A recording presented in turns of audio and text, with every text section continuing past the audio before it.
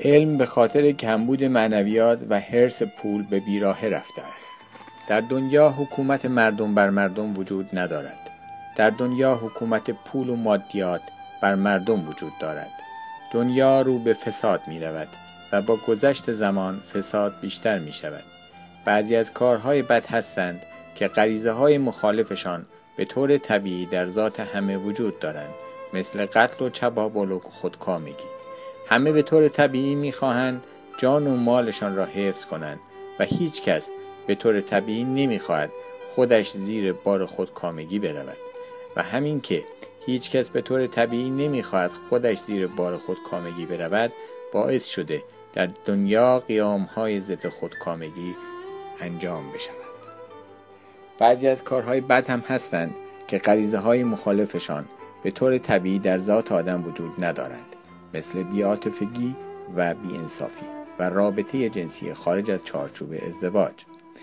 غریزه‌های مخالف این گونه کارهای بد از طریق ژنتیکی و فرهنگ و تعلیم و تربیت سالم در آدم به وجود می‌آیند. اگر انسان‌ها به اینکه دختر و پسری یا زن و مردی که به عقد هم در نیامده‌اند حق ندارند با هم هماغوشی کنند و حق ندارند بخواهند نسبت به هم هیزی کنند معتقد باشند و به آن پایبند باشند، جلوی خیلی از فسادهای جنسی گرفته می شود. پس رابطه جنسی خارج از چارچوب ازدواج در هر شرایطی و هر موقعیتی غلط و بد است و هیزی هم غلط و بد است. افکار معنوی که مانع فساد و بدی می شوند هیچ وقت قدیمی نمی شوند، چون مد نیستند که دموده بشوند.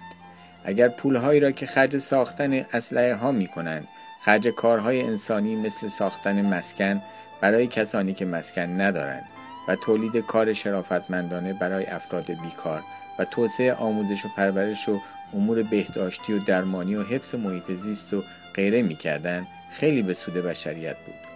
افکار معنوی که به سود بشریت هستند همیشه درست هستند. در جامعه هر قدر معنویات و انسانیت کمتر باشد، جرم و بزهکاری بیشتر است. با زمان جلو رفتن تا حدی که در چارچوب معنویات باشد کاملا درست و لازم است. آدم باید شرافت و معنویات را در همه امور زندگی رعایت کند، از جمله در پول درآوردن و تفریح کردن و تلافی کردن. جایز الخطا بودن آدم قابل قبول است، ولی نه در این حد که آدم کاری که فساد اخلاقی است را بکند. اینکه پسر یا مرد گوشواره بزند یا موهایش را ببندد خلاف معنویات است. اینکه وقتی پسری به دنیا می آید موهایش را اصلاح نکند که مثل دخترها موهایش را ببندد خلاف معنویات است. یکی از اصول معنویات این است که پسر یا مرد شکل دخترها و زنها نباشد. از دیدن استریپتیز و رقص برزیلی و رقص عربی باید جداً خودداری کرد. کاری که اساساً غلط و بد باشد در هر جا انجام شود به یک اندازه بد است. کما اینکه شیره کشیدن چه توی شیره‌کشخانه باشد چه بیرون از شیره‌کشخانه باشد به یک اندازه بد است.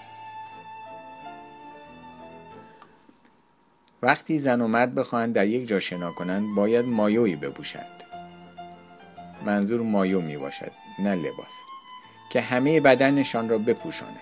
گرایش به نشان دادن برهنگی و گرایش به دیدن برهنگی اگر در چارچوب معنویات نباشند باعث فساد جنسی می شوند، چون دو تا از عوامل فساد جنسی هستند. آزادی سیاسی و آزادی اقتصادی و آزادی دینی باید باشند، ولی آزادی فساد و انحراف اصلاً و ابداً نباید باشد. کشور نباید دین رسمی داشته باشد.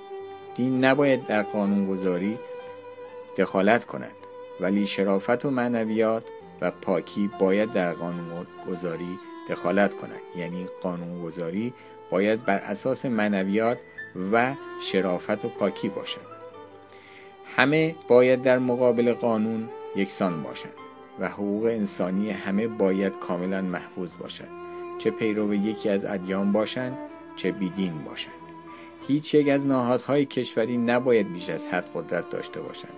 باید شایسته سالاری باشد و کار باید به دست کاردان سپرده شود و هر کس شایستگی داشته باشد، چه پیرو یکی از ادیان باشد، چه بیدین باشد، باید بتواند رئیس جمهور بشود و یا نخست وزیر شود یا مقام‌های بالای کشوری داشته باشد.